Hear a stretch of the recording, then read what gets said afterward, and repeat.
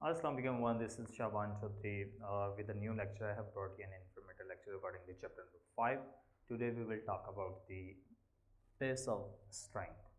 Welcome to Universal E-Learning. So next move towards the chapter number 5. जी बेटे आज हम लोग डिस्कस करेंगे introduction plus synonyms important.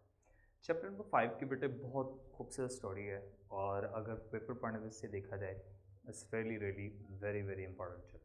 So you have to be keep an eye on as how I'm going to elaborate about the introduction regarding this chapter. So बेटे इसमें तीन main characters. First character हमारे पास जो आता है वो आता है James, mister James, the owner of the pocket book. ये पॉकेट बुक का ऑनर होता है. द सेकंड हमारे पास आता है mister Hubert, that is the country man. Country man it's mean that ये वो बंदा है जिस पे इल्ज़ाम लगाया जाता है, राइट. और उसके बाद बेटे हमारे पास लास्ट पे आता है मिस्टर मनाना. He is the person who alleges that as who alleges that he has seen Mr. Hubert to picking up the pocket book, right? So ये तीन मेन कैरेक्टर्स हमारे पास हैं. तो बेटे यहाँ पे owner of the pocket book जो है मिस्टर जेम, मिस्टर ह्यूबर्ट वो है जिस पे इल्ज़ाम लगाया जाता है, और मिस्टर मनाना जो है वो इंसान होता है जो कि मिस्टर ह्यूबर्ट को देखता है कोई चीज़ उठाते हुए और वो ये कंसिडर कर लेता है कि ये पर्स है जो कि मिस्टर ह्यूबर्ट ने उठाया. अब मिस्टर मनाना जो है ये तो इस पर इलाज करता है यानी इल्ज़ाम लगाता है, लेकिन मिस्टर जेम्स जो है इनका एक पर्स गुम होता है, लेकिन उस पर्स की जो शमूलियत होती है 500 शिलिंग्स, ठीक है.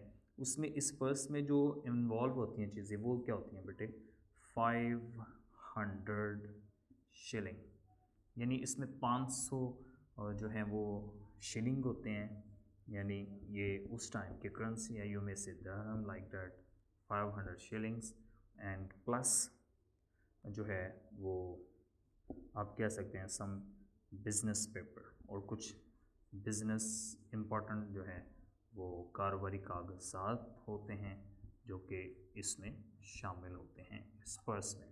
सो दीज ये चीज़ें जो हैं वो कहा यह जाता है the founder is requested if he returns the same he will be rewarded with 20 shilling, okay, out of 500 shilling, right, and he will be rewarded with 20 shilling. अब मिस्टर ह्यूबर्ट को बेटे बुलाया जाता है जो है मेयर के सामने. At that time there used to be happen mayor. तो मेयर को बुलाया जाता है, मेयर के सामने मिस्टर ह्यूबर्ट को बुलाया जाता है और कहा जाता है कि मिस्टर मनाना ने तुम्हें पर्स उठाते हुए देखा. That was a black leather pocket book that lost between 9 to 10 a.m. in the morning on a road that leads towards the village market. So mister मनाना क्योंकि बेटे उसको पता ही नहीं होता, पर हाँ मिस्टर मनाना जो है वो एक हैबिट में इन्वॉल्व होता है. He is in the habit picking up the things that may be considered as they are useful. Even वो कोई रस्सी का टुकड़ा हो, वो चाहे डिफरेंट कोई कार्ड्स हों, यानी रस्सी के टुकड़े के छोटे छोटे हिस्से हों, कोई भी चीज़ जो उसको लगता है कि that is really really useful तो वो उसको पिकअप कर लेता है. लेकिन उसको ये नहीं पता होता कि उसकी जो मौत है वो इतनी एग्नी के साथ होगी, वो इतनी दर्दनाक मौत होगी. तो लेट्स होता क्या है मिस्टर मनाना इस पर इल्ज़ाम लगा देता है. मिस्टर ह्यूबर्ट जो है बेटे वो गाँव के लोगों को जाके बताता है कि मेरे पे इल्ज़ाम लगाया गया और I am the innocent person, मैं बिल्कुल बेगुनाह हूँ, मैंने ये बिल्कुल काम नहीं किया है. लेकिन लोग उसकी बेगुनाही का जो है वो फ़ायदा उठाते हैं. बहुत सारे लोग उससे बेटे ये कहते हैं कि तुम तो जो है वो लगते ही बदमाश हो, रास्कल लाइक टाइप, जो में से यू लुक लाइक रास्कल, तुम बदमाश लगते हो. तो आमतौर पर जिस तरह जॉक के तौर पर, मजाकिया तौर पर लोगों को कह देते हैं तुम तो शक्ल से बदमाश लगते हो, लेट्स सी. बट यहाँ पे सीरियस केस होता है. तो उसका थीम ये है कि protecting your innocence makes most people that you are guilty. यानी बहुत सारे लोग ऐसे हैं जो बेचारे अपनी इनोसेंस को प्रूव करने के लिए जो है वो अपनी पूरी भाग दौड़ लगाते हैं, अपनी पूरी स्ट्रगल करते हैं, मेहनत करते हैं. बट लोगों के सामने जब हम अपनी इनोसेंस रखते हैं तो लोग हम पे बिलीव नहीं करते, बजाय इसके कि वो बिलीव करें, हमारी जो है वो हमारा साथ दें. The make fun of us वो हमारा मजाक बनाते हैं। तो ये चीज़ जो है मिस्टर हिफर्ड को बहुत हर्ट करती है। इवन डे बाई डे जो है बेटे वो बीमार होना शुरू हो जाता है। इवन वो इतना बीमार हो जाता है कि उसकी तबीयत इतनी ख़राब हो जाती है कि वो बेड तक महदूद हो जाता है। ठीक है, in confines himself to the bed, वो बेड तक बेटे महदूद हो जाता है। इवन जो है वो यही कहता रहता है, वो अपनी गवाही देता रहता है, वो अपने वर्ड्स को बार बार जो है रिपीट करता रहता है कि I didn't pick up the pocket book, but people are not willing to believe in him. लेकिन लोग उस पर यकीन करने के लिए बिल्कुल भी जो है वो रेडी नहीं होते। सो इसी गम में, इसी जो है सिचुएशन में कि लोग उसे बुरा भला कह रहे हैं, किस सिचुएशन में कि लोग उसे जो है लायर कहते हैं। तो वो कहता है कि nothing is shameful to be called a liar, यानी इससे बढ़ के कोई चीज़ नहीं है कि आपको जो है वो झूठा कहा जाए। वो इवन लोगों को अपनी पॉकेट्स को टर्न ओवर करके दिखाता रहता है उसको कि ये देखिए मेरे पास कुछ भी नहीं है। सिर्फ एक उसकी हैबिट थी कि वो जिन चीज़ों को समझता था लिटिल बिट, आप कह सकते हैं छोटी छोटी सी चीज़ें, कार्ड्स, लाइन टाइप, रस्सी टाइप, कोई भी चीज़ जो है, तो उसको लगता था कि एवरीथिंग इज़ यूज़फुल, तो उसको पिकअप कर लिया करता था।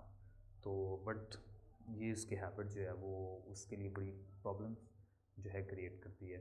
तो दिस वॉज दी फैक्टर। और लास्ट में क्या होता है बेटे कि उसकी डेथ हो जाती है और कई सालों के बाद जब एक सैलाब आता है और उस सैलाब के साथ गांव का सारा साजो सामान बह जाता है, काफ़ी लोग मर जाते हैं और कब्रें बह जाती हैं इवन।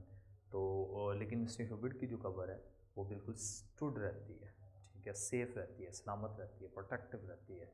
तो वहाँ पे फिर लिखा जाता है एट द लास्ट कि इस स्टोरी को, ये जो स्टोरी है ना, आप ये कह सकते हैं कि राइटर इसमें खुद इन्वॉल्व है, but this is one of the most beautiful veg to tell the story, as it seems that writer is not involved without being involved, he is involved. That's really an impressive story. Writer खुद को involve ना करते हुए इसमें involve होता है बड़े indirectly तरीके के साथ। That's a very captivating way to tell a story right about this. जिस तरह की ये वाली स्टोरी जो है राइटर ने खुद को इन्वॉल्व ना करते हुए ये कोशिश किया इन्वॉल्व ना किए, लेकिन वो उसमें इन्वॉल्व हो जाता है और ये बहुत एक अच्छा तरीका है स्टोरी को, और ख़ूबसूरत अंदाज़ हैं स्टोरी को बताने के। उन खूबसूरत अंदाज में से एक अंदाज़ ये है इस स्टोरी को है। और लास्ट उसकी जो टॉम्ब होती है, जो उसकी ग्रेव होती है, और वहाँ पे जो एपिटैफ है, जो उसकी कब्र की तख्ती है, तो वहाँ पे बेटे लिखा जाता है हेयर लाइज अ मैन, यहाँ पे एक इंसान दफन है, who never tell a lie, जिसने कभी भी झूठ नहीं बोला, ठीक है, यानी सच के अलावा कुछ नहीं कहा चाहिए। तो वो बताते हैं कि यहाँ पे एक इंसान दफन है जिसने कभी झूठ नहीं बोला, ठीक है। He could not prove in his life, वो अपनी ज़िंदगी में तो यह साबित नहीं कर सका कि वो सच्चा था, but the flood proved it, लेकिन सैलाब ने इसको साबित कर दिया। So let's move towards some important words that really captivating words that must be that normally occasionally appear into the paper. The first हमारे पास बेटे word है, that's very important word. कुछ synonyms देख लेते हैं important synonyms, words and synonyms. So हमारे पास जो है words हैं, सबसे पहले उनको डिस्कस कर लेते हैं। तो words हमारे पास हैं जी, एपिटाइजिंग। एपिटाइजिंग बेटे कहते हैं भूख को, एपिटाइजिंग, एपिटाइजिंग बेटे कहते हैं भूख को, एपिटाइजिंग, ठीक है। एपिटाइजिंग का मतलब होता है भूख महसूस करना। सॉरी, मैं एक स्पेलिंग थोड़ा जो है वो सिंगल पी लिख गया हूँ, डबल पी लिखना था। एपिटाइजिंग, एपिटाइजिंग का बेटे मतलब होता है भूख महसूस करना, ठीक है, एपिटाइजिंग, ठीक है, एपिटाइजिंग। सो एपिटाइजिंग को हम कह सकते हैं कि टू मेक फील हंग्री, ठीक है, टू मेक फील हंग्री यानी भूख महसूस करना, ठीक है, टू मेक फील हंग्री, भूख महसूस करना, ठीक है। जैसा हम नॉर्मली कभी कभी भूख महसूस करते हैं तो पाकिस्तानी जो है ख़ास तौर पे वो जिंगर, थोड़े से पैसे इनके पास जमा हो जाए तो जिंगर मंगवाना शुरू कर देते हैं, सो मैनी थिंग्स।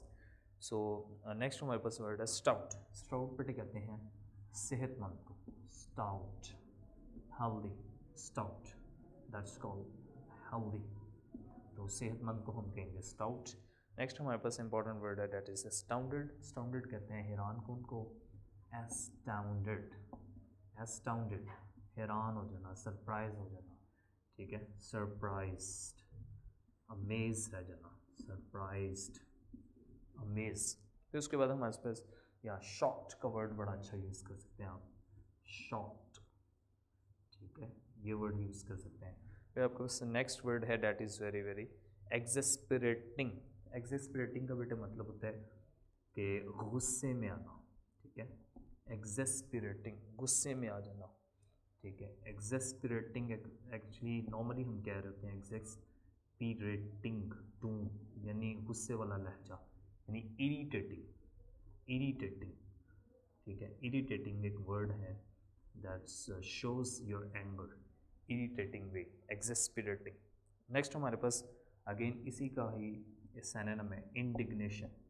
इंडिग्नेशन अगर देखा जाए तो पेपर में जो है वो ज़्यादा दफ़ा आया हुआ है इंडिग्नेशन, ये बहुत ज़्यादा दफ़ा रिपीट भी हुआ हुआ है पेपर में, ये मैं आपको बता देता हूँ। मैं स्टार इनको स्टार से रिकमेंड कर रहा हूँ इन वर्ड्स को। स्टाउट आपके पेपर में आया हुआ है, एडवर्टाइजिंग आपके पेपर में, this are very very common words that have been appeared in the paper so far. So indignation को बेटा हम लिख सकते हैं अनायंस, अनायंस, अनायंस बेटे कहते हैं गुस्से को, अनायंस, गुस्से को। नेक्स्ट हमारे पास बहुत इंपॉर्टेंट वर्ड है पब्लिक प्रोसिक्यूटर। ये भी बेटे हमारे पास पेपर में आया हुआ है, पब्लिक प्रोसिक्यूटर, सरकारी वकील को कहते हैं, पब्लिक प्रोसिक्यूटर, ये भी सरकारी वकील को कहते हैं, पब्लिक प्रोसिक्यूटर। तो लीगल ऑफिशियल यू मे से, लीगल एडवोकेट कह सकते हैं आप, ठीक है, लीगल ऑफिशियल कह सकते हैं, सो पब्लिक प्रोसिक्यूटर। नेक्स्ट हमारे पास इंपॉर्टेंट वर्ड है क्यूरियसिटी। क्यूरियसिटी बेटे आपने नंबर ऑफ टाइम्स इसको डिस्कस किया हुआ है, क्यूरियसिटी, ये आपने चैप्टर नंबर 1 में भी डिस्कस किया था अगर आपको याद हो तो। ईगरनेस हम लिख सकते हैं, ईगरनेस, ईगरनेस। नेक्स्ट हमारे पास है रॉस्कल, अनीव। रॉस्कल बेटे कहते हैं बदमाश टाइप, ठीक है, तो अनीव बहुत अच्छा वर्ड है, अनीव, rascal, a vagabond, a villain you may say, a bull type, a havoc। so havoc बेटे कहते हैं तबाही को, hazard you may say, ठीक है, havoc तबाही को कहते हैं, destruction को कहते हैं, destruction, damage को कह सकते हैं, destruction, damage को कह सकते हैं। so these are the really really important word that I have mentioned in this lecture. So thank you very much, bundle of thanks, see you in the next lecture, Allah Hafiz.